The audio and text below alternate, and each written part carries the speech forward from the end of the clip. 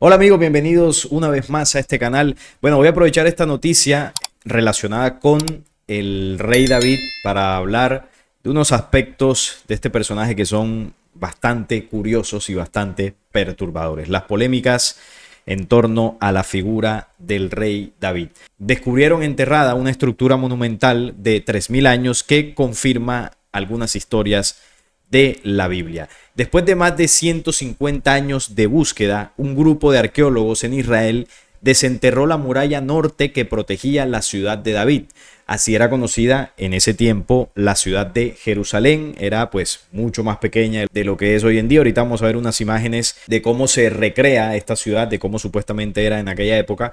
Y era una ciudad que estaba totalmente encerrada en unas murallas. Al norte estaba pues una pequeña altura, un monte, que es el Monte Moriah, donde posteriormente estaría el primer templo de Jerusalén.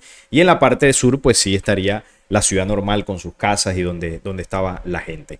Así que supuestamente se habría encontrado una parte de esa muralla que cubría la ciudad.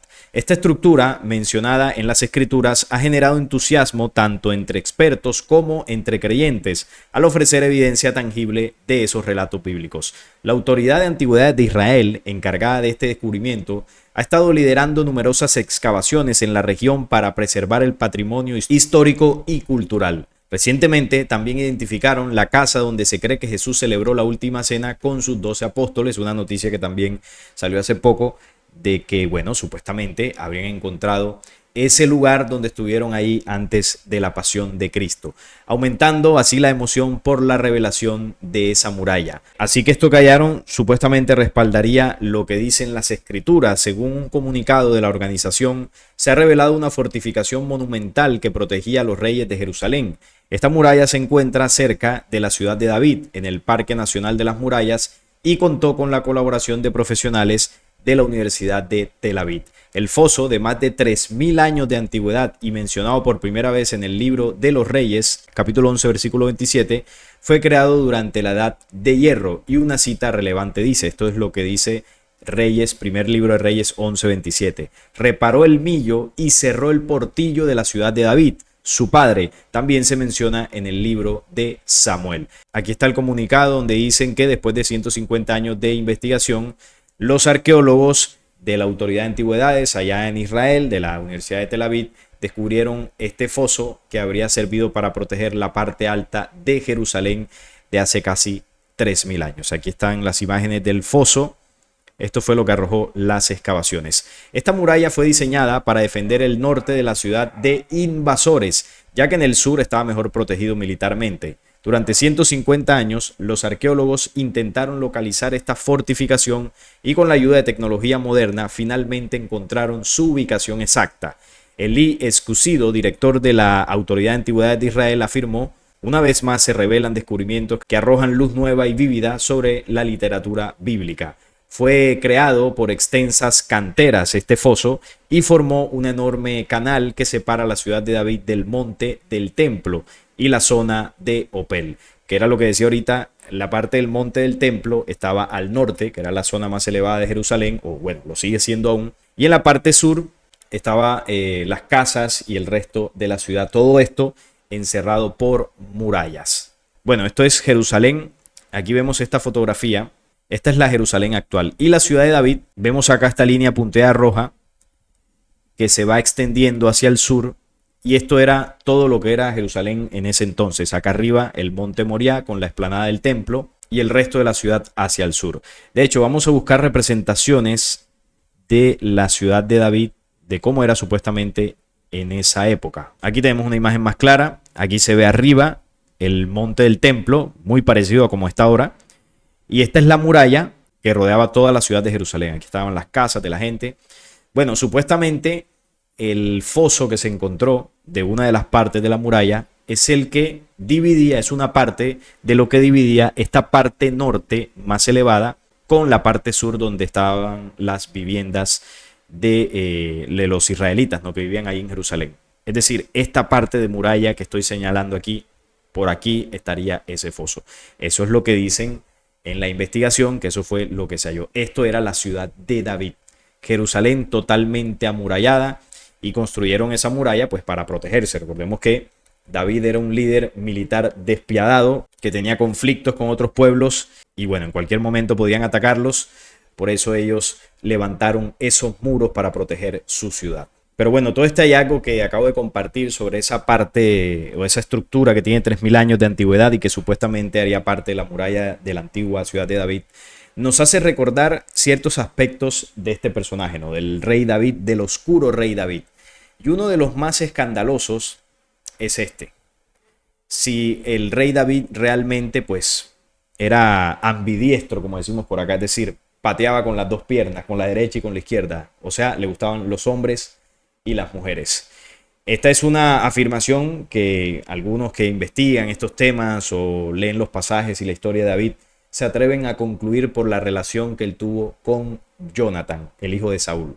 Entonces, vamos a repasar un poco de esa historia para ver si esto podría ser cierto. El rey David era un personaje muy misterioso, además de que era un líder militar totalmente despiadado.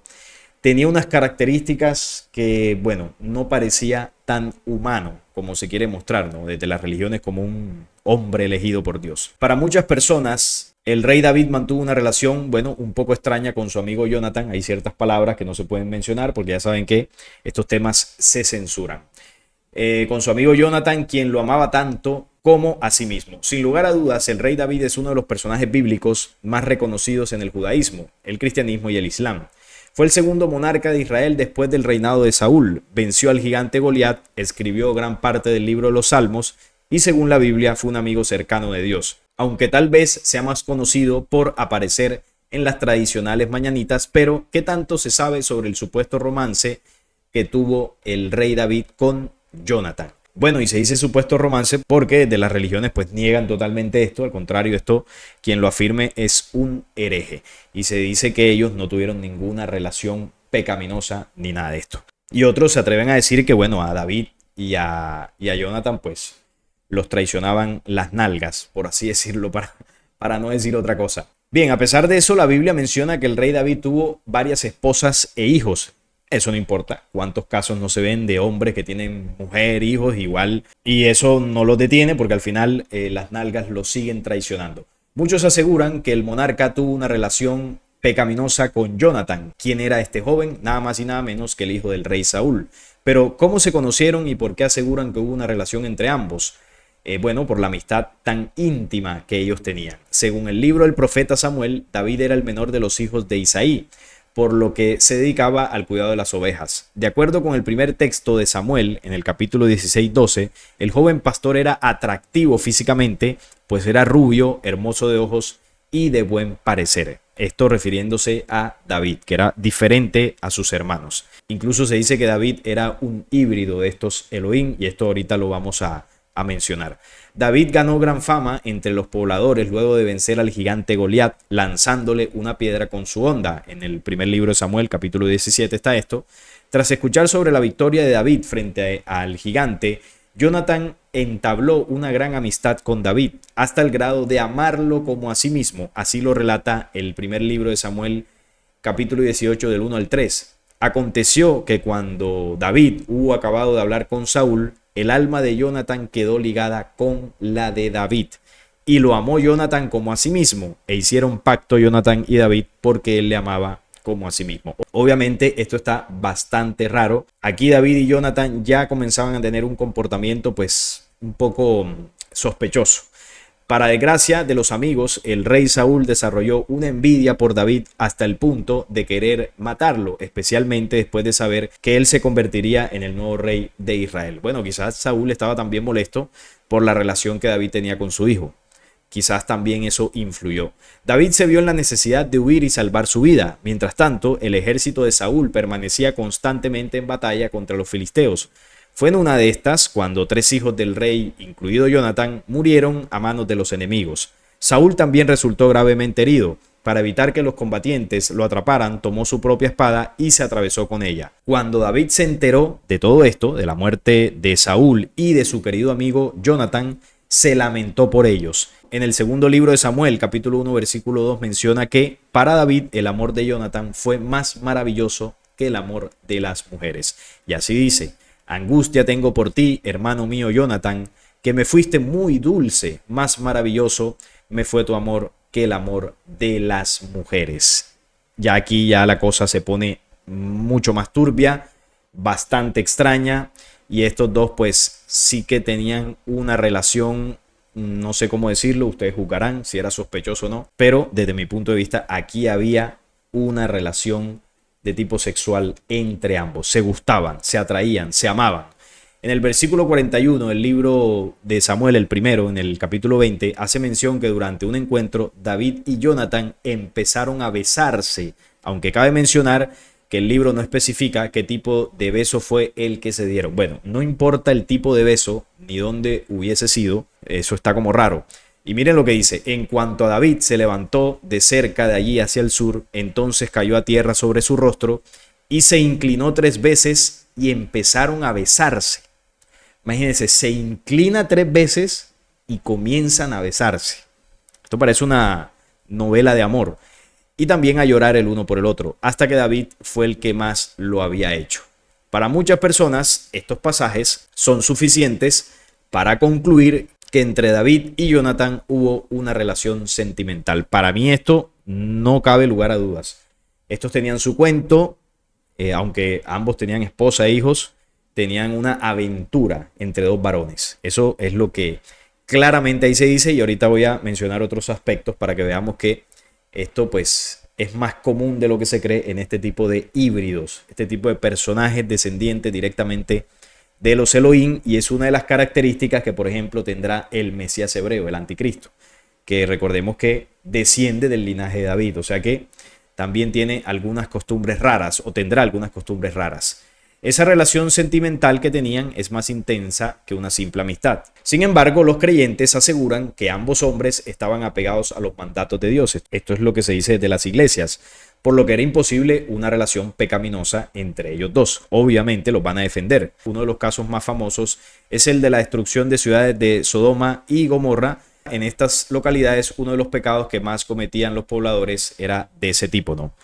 Del tipo de relaciones entre parejas del mismo sexo. Así que eso sería un acto gravísimo ante los ojos de Dios, pero en el caso de David, pues no le hizo nada, ¿no? Lo perdonó, y también a su hijo Salomón también le permitía hacer todo tipo de bacanales ahí en el templo. Ahora recordemos otra acción extraña que es muy sospechosa, y es esta. Esto está en el primer libro de Samuel en el capítulo 18 y también en el segundo libro de Samuel en el capítulo 3.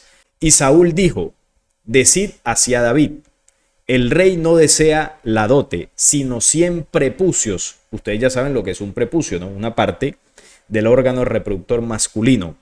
Prepucios de filisteos, para que sea tomada venganza de los enemigos del rey. Pero Saúl pensaba hacer caer a David en manos de los filisteos. Entonces dice acá: se levantó David y se fue con su gente y mató a 200 hombres de los filisteos, y trajo David los prepucios de ellos y los entregó todos al rey, a fin de hacerse yerno del rey. Y Saúl le dio a su hija Mical por mujer. O sea que bueno, aquí Saúl envía a David en contra de los filisteos con la intención pues de que David muera en esa acción. Sin embargo, David no era un hombre común y corriente. Tenía una fuerza sobrehumana, unas características híbridas de esa mezcla entre humanos y los Elohim, y podía pues librar grandes batallas sin cansarse tanto como lo haría un ser humano. Tenía gran fuerza, un gran dominio de las armas, y además tenía el respaldo de Yahvé. Pero miremos aquí que tanto Saúl y en este caso David querían los prepucios de los filisteos. Después de acabar con ellos, les iban cortando ahí los órganos reproductores, y David se llevó todos esos prepucios y se los llevó a Saúl. Qué fetiche más raro aquí de Saúl y David en prestarse para hacer eso también, ¿no? Segunda de Samuel 3:14. Después de esto envió David mensajeros a Is-Boset, hijo de Saúl, diciendo: restitúyeme mi mujer Mical, la cual desposé conmigo por 100 prepucios de filisteos. Bueno, aquí la cosa está como bastante rara. Juzguen ustedes, porque la verdad es que es perturbador. Una cosa es que vaya a la batalla, acabe con los filisteos y listo, ganó ese conflicto. Y otra cosa es que luego de acabar con ellos, vaya uno por uno de los hombres y les vaya quitando el prepucio para llevárselos, como un trato, ¿no?, que hizo con Saúl. Cosas perturbadoras, ¿no?, que tenían estos personajes. Vamos a Daniel, la profecía de Daniel. Esto está en el capítulo 11. Y aquí relata algunas características que tendrá el Mesías hebreo, el anticristo. Miren lo que dice por acá. Ese rey hará su voluntad y se ensorbecerá y se engrandecerá sobre todo Dios. Y contra el Dios de los dioses hablará maravillas y prosperará hasta que sea consumada la ira, porque lo determinado se cumplirá. O sea que este será un personaje que con su prédica, con su mensaje, con la religión que instaurará, intentará seguir llevando a la humanidad a la adoración de falsos dioses, y todos sus mandatos y leyes irán en contra del Dios de los dioses. ¿Y quién es el Dios de los dioses? Pues la primera fuente, el Padre de los universos, el que está por encima de cualquier falso Dios. Todas las leyes que pregonará el anticristo serán para que la humanidad siga alejándose de esa primera fuente. Y además de esto, dice acá, del Dios de sus padres no hará caso, ni del amor de las mujeres, ni respetará a Dios alguno, porque sobre todo se engrandecerá. Entonces miren acá, ni del amor de las mujeres hará caso. Aquí hay una característica un poco extraña, ¿no? Porque incluso dentro de los protocolos de Sión, que ahora se los voy a mostrar, ellos preparan a su Mesías, descendiente de la línea híbrida esta de David, y lo preparan entre muchas otras cosas para que no se acerque a las mujeres. Porque según la visión de ellos, dentro de este plan, él no puede contaminarse de mujeres para poder ejercer su mandato. Y la profecía de los 9 tiempos habla de un carnicero en el 7º tiempo, y dice que ese carnicero tiene una condición, y es que será un poderoso afeminado. Tendrá una condición afeminada. O sea que vamos uniendo los cabos. Recuerden, desciende de la línea del rey David. ¿Y quién era el rey David? Pues era un tipo que tenía sus fetiches raros y tenía una relación de tipo íntima con su mejor amigo Jonathan. Ambos se amaban, se querían, se daban besitos, y bueno, no voy a utilizar el término para que no me censuren el video. Luego tenemos que Daniel describe al anticristo con unas características bastante particulares, sobre todo el tema de que se opone al Dios verdadero, obviamente. Establecerá sus leyes, será un rey del mundo, pero no obedecerá del amor de las mujeres. Estará alejado del principio original de él y ella. Y la profecía de los 9 tiempos nos dice que será un poderoso afeminado. Vamos atando los cabos y vamos entendiendo por qué el progresismo, esa tendencia política que se ha esparcido por todo el mundo, busca promover estas ideologías que intentan destruir el principio original. Ya saben de qué ideologías estoy hablando. Entonces, todos los progresistas vienen impulsando esto porque ese progresismo es una de las plataformas políticas que trae al gobierno de este personaje. Y una de las cosas que se debe impulsar dentro de ese gobierno es estas ideologías que se alejan del principio original. Así que ya comenzamos a entender por dónde va todo esto, ¿no? Vamos a los protocolos de Sión y vamos lo que dice por acá. En el acta número 24, solamente los que sean capaces de gobernar con firmeza, inflexibles hasta la crueldad, recibirán las riendas del gobierno de manos de nuestros sabios. O sea, entre más oscuro, más perverso sea el líder que se levante, mejor será para ellos. En la persona del rey, y aquí hablando de su Mesías, dueño de sí mismo y de la humanidad, gracias a una voluntad inalterable, todos creerán ver el destino con sus caminos desconocidos. El rey de los hebreos no debe estar bajo el imperio de sus pasiones, especialmente bajo el imperio de la voluptuosidad. Aquí está hablando de las mujeres. No debe dar motivo por ningún concepto a ser esclavo de sus instintos animales sobre su inteligencia. La voluptuosidad obra de una manera perniciosa sobre las facultades intelectuales y sobre la clarividencia de miras, destruyéndose el pensamiento hacia la parte peor y más animal de la actividad humana. Miren lo que estos perversos hacen. Ellos saben que el tema de la lujuria, la voluptuosidad, toda esta propaganda nociva que tergiversa ese principio original, todo esto que ellos mismos difunden, porque ellos son los dueños de todas estas empresas que producen este contenido destructivo, ellos saben que eso destruye la inteligencia. Y ellos lo saben, no consumen eso, y obviamente preparan a su líder del mundo para que esté alejado de todo eso, pero ese contenido sí se lo dan a la humanidad para que la humanidad se embrutezca, para que la humanidad se destruya, para que nos alejemos de ese principio original. Miren cómo son de astutos y saben qué armas utilizar para manipularnos. Incluso el tema de la alimentación. Si usted va a un supermercado, usted va a encontrar algunos productos con un sello que dice kosher o kasher, no recuerdo bien, creo que es kosher. Y esto es un sello hebreo que lo que está mostrando es que ese producto es apto para el consumo humano. Es decir, tiene menos químicos, tiene menos conservantes, es mucho más saludable. Ese es el tipo de alimentos que compran ellos. Cuando van a hacer la compra mensual para su casa, solo compran los que tengan ese sello. Y bueno, en varios casos, ese tipo de productos son los más costosos.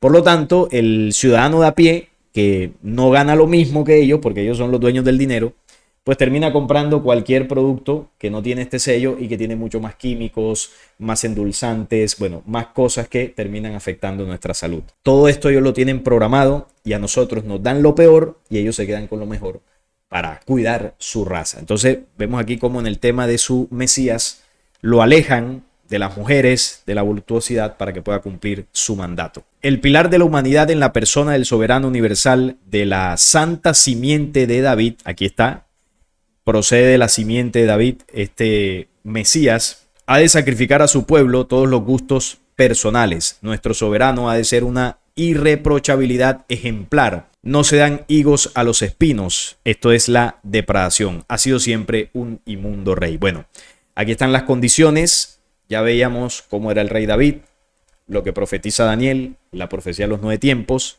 Y aquí, con el acta número 24, los protocolos de Sión, terminamos de comprender por qué esas dos profecías mencionan que este personaje no hará caso del amor de las mujeres, será un poderoso afeminado, y aquí se menciona que estará alejado de todo tipo de contacto femenino. Pero bueno, aquí solamente se habla del contacto femenino, más no se habla del contacto masculino. O sea que es probable que haga lo mismo que hacía el rey David con Jonatán. Por eso la profecía de los 9 tiempos le llama el poderoso afeminado. O sea que será un personaje que no será para nada puro en esa parte sexual. Eso sí, téngalo por seguro. Otros aspectos perturbadores del rey David los tenemos por acá y es sobre el tema de si fue un híbrido, ¿no? Un híbrido mezclado como lo fue Isaac. Hace poco saqué un video aquí donde hablaba con William Matamoros del canal Despierta, este es el tiempo, de que Isaac no fue hijo de Abraham, sino que Isaac fue un híbrido de una mezcla entre Sara, la esposa de Abraham, y Jehová directamente. Jehová visitó a Sara y le engendró a ella a Isaac, el segundo hijo, que fue con el que él hizo el pacto. Isaac era un híbrido. Y con David pasó lo mismo, se sabe muy poco de la madre de David. David nació en unas condiciones bastante extrañas y era muy diferente a sus hermanos. Por eso cuando iba a haber la elección del nuevo rey, el padre de David pues llevó a todos sus hijos, menos a David, que era el menor. Y en ese momento pues Jehová no aprobó a ninguno y dijo, tráiganme a otro. Y entonces ahí es cuando el padre de David lo llama y lo lleva hasta allí. Y a él, a David, es que Jehová decide entregarle el reino de Israel. ¿Por qué? Porque David era el que tenía la genética Elohim. La tenía fresquita, era el menor, era el que fue engendrado directamente por uno de ellos. Y con él es que se preservaría el linaje hasta el anticristo, que surge de la simiente de ese rey David. Un rey híbrido, despiadado, por eso tenía la fuerza sobrehumana.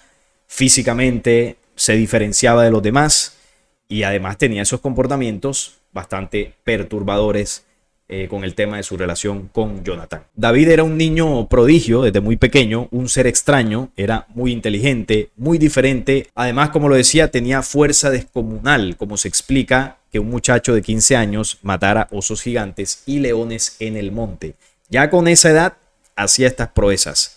En 1 Samuel 17:2 dice, dijo David a Saúl, que nadie se acobarde por ese, tu siervo irá a combatir con ese filisteo. Por eso fue que lo mandaron a luchar contra Goliat. Dijo Saúl a David, no puedes ir contra ese filisteo para luchar con él, porque tú eres un niño y él es hombre de guerra desde juventud. Obviamente se pensaba que David no podía con él porque era aún muy joven. Respondió David a Saúl, cuando tu siervo estaba guardando el rebaño de su padre y venía el león o el oso y se llevaba una oveja del rebaño, salía tras él, le golpeaba y se la arrancaba de sus fauces, y así se devolvía contra mí, lo sujetaba por la quijada y lo golpeaba hasta matarlo. Ahí le está diciendo David a Saúl lo que él hacía para defender a las ovejas. Tu siervo ha dado muerte al león y al oso, y ese filisteo incircunciso será como uno de ellos, pues ha insultado a las huestes del Dios vivo. Añadió David: Yahvé, que me ha librado de las garras del león y del oso, me librará de la mano de ese filisteo. Dijo Saúl a David: vete y que Yahvé sea contigo. Aquí empieza a revelarse el verdadero propósito de la creación de este ser híbrido poderosísimo: acabar con lo que quedaba de la raza de los híbridos de los Nefilín. Goliat era un Nefilín y David era un descendiente directo de los Elohim, o ángeles caídos, que aún pululaban por todo el territorio de Canaán, engendrando hijos en las mujeres, como pasó con Sara, con la madre de David y algunas otras. Y veamos las características militares despiadadas que tenía David. En el primer libro de Samuel 27:7 dice: el número de días que moró David en territorio de los filisteos fue de 1 año y 4 meses. Subía David con su gente y hacía incursiones contra los gesuritas, los guisitas y los amalecitas, pues estos son los habitantes de la región, desde Telán yendo hacia el sur hasta la tierra de Egipto. Devastaba David la tierra y no dejaba con vida hombre ni mujer. Se apoderaba de las ovejas y bueyes, asnos y camellos y vestidos, y se volvía para llevarlos a Aquís. Aquís preguntaba: ¿dónde habéis hecho hoy la incursión? Y David respondía: contra el Neguet de Judá, contra el Neguet de Yarmel, contra el Neguet de los Kenitas. David no dejaba llevar a Gad con vida hombres ni mujeres, pues decía: no sea que den aviso contra nosotros y digan: esto ha hecho David. De esta forma se comportó David todo el tiempo que moró en territorio de los filisteos. Aquís confiaba en David diciéndose: seguramente se ha hecho odioso a su pueblo Israel y será mi servidor para siempre. Bueno, ahí vemos las características que tenía David. Como dice ahí, el número de días que moró David en territorio de los filisteos fue de 1 año y 4 meses. Y durante ese tiempo, eso que acabo de mencionar era lo que hacía. Iba de pueblo en pueblo, de ciudad en ciudad, y arrasaba con todo el mundo. No tenía piedad ni dejaba a ninguno con vida, para que nadie dijera: miren lo que hizo David en tal zona o en tal territorio, para que nadie se vengara. Una naturaleza totalmente oscura, ¿no? Él era una entidad, no era un ser humano, que es muy parecido a lo que vemos el comportamiento de ese pueblo hoy en día, encabezados por el señor Netanyahu, como arrasan poblaciones enteras y no les tiembla la mano. Y bueno, hay varios pasajes como ese de las grandes matanzas que hacía David en los libros de Samuel. Usted puede tomar la Biblia, allí usted puede leer estos diversos pasajes y se va a dar cuenta de la naturaleza de este híbrido. Un híbrido bastante oscuro, que tenía esas condiciones sexuales desviadas, tenía fetiches, tenía fuerza sobrehumana, tenía un aspecto diferente al del resto, era totalmente despiadado y conservaba en su genética, en su sangre, un linaje extraterrestre, que es el que los hebreos quieren preservar hasta que venga su Mesías. Ese es el famoso linaje del rey David, ese es el Santo Grial. Y la estrella de David, que es su símbolo, así se conoce, que también, bueno, es la estrella o el símbolo de los Rothschild, escudo rojo, de esa familia de por allá de Alemania, que desciende también de todo este linaje hebreo. Y esta estrella representa toda la cabalística y el linaje Merkabah. El linaje Merkabah de estos seres extraterrenos que crearon aquí su raza, que son su pueblo elegido.